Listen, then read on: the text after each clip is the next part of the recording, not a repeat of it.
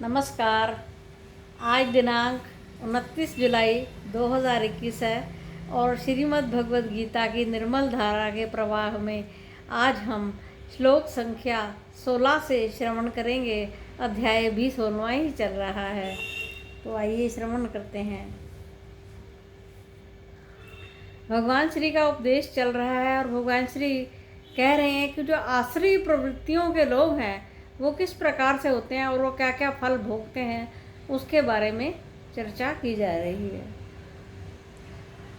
अनेक चित्त विभ्रांता मोह जाल समावृता प्रसक्ता काम भोगेषु पतन्ति नरके अशुचौ।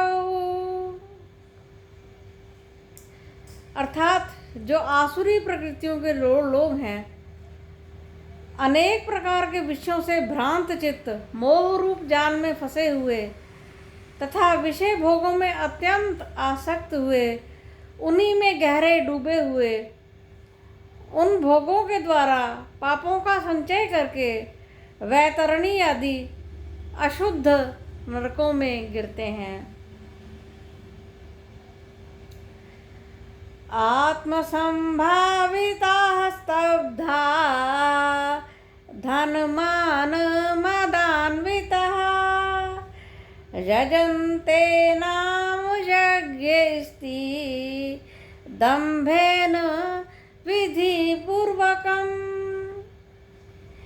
वे अपने आप को सर्वगुण संपन्न मानकर अपने को ही बड़ा मानने वाले और श्रेष्ठ माने हुए विनय रहित मदान्वित धन हेतु मान करके धन के हेतु से आया हुआ और ऐसे पाखंड से कर्तव्य ज्ञान से रहित होकर नाम मात्र को यज्ञों इत्यादि का पूजन किया करते हैं। यानी कि बहुत दिखावा है जिसमें, ये कहने का तात्पर्य है।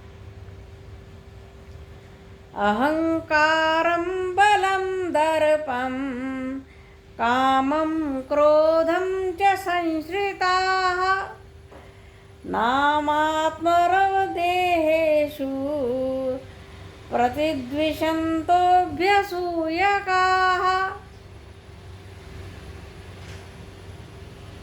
भगवान कहते हैं अहंकार, बल, घमंड, काम, क्रोध इत्यादि का आश्रय लेते हुए जो अपने सिवाय किसी दूसरे में स्थित मेरी आज्ञा का उल्लंघन क्यों हुआ है ऐसा मानते हैं, वो मुझसे ही द्वेष करते हैं। वे वैसा करने वाले हैं सन्मार्ग में स्थित पुरुषों के गुणों के सहन ना करने वाले, उनकी निंदा करने वाले होते हैं। आगे भगवान कहते हैं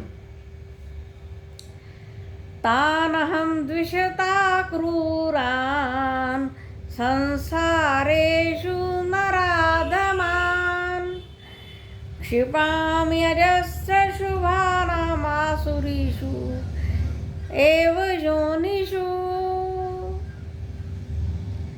उन सब अशुभ कर्मकारी क्रूर नराधमों को बारंबार मैं इस संसार में आसुरी योनियों में व्याघ्र, सिंह इत्यादि जो क्रूर कर्म करने वाली योनियां हैं उनमें डाल देता हूँ, उनमें ही गिराता हूँ, क्योंकि वे पाप आदि दोषों से युक्त हैं तथा वो पहले वाली जो योनियों में जो उनसे भी वो नीचे चले जाते हैं।